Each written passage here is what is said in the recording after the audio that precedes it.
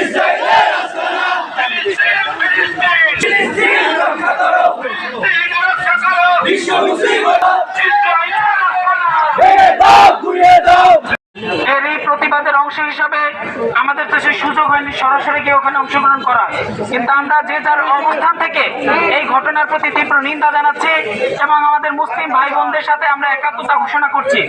আমরা আশা করি সারা বিশ্বের ওই রুহুল আমিন বলেছিলেন যে 200 কোটি মুসলমান যদি এক হই, আমরা এই 1 কোটি এই ইসরায়েলিদের বিরুদ্ধে আমাদের আন্দোলন এটা সফল হবেই হবে ইনশাআল্লাহ, এবং মুসলমানদের জয় নিশ্চিত।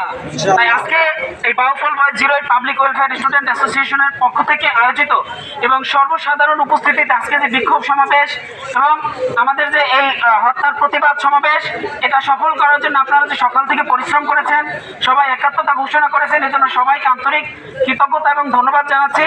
এবং আজকে আমাদের কর্মসূচি এখানেই সমাপ্ত ঘোষণা করলাম এবং পরবর্তীতে আমরা আরো বড় কর্মসূচি এবং আরো বেশি মানুষ নিয়ে এর প্রতিবাদ সমাবেশ আয়োজন করবো ইনশাআল্লাহ। এবং আমরা আমাদের ফিলিস্তিনের পক্ষে দাঁড়াতে প্রস্তুত, আমরা যে কোনো কিছুর জন্য রাজি আছি।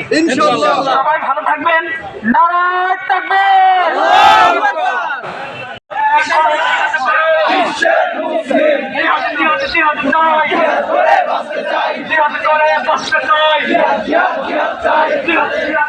চাই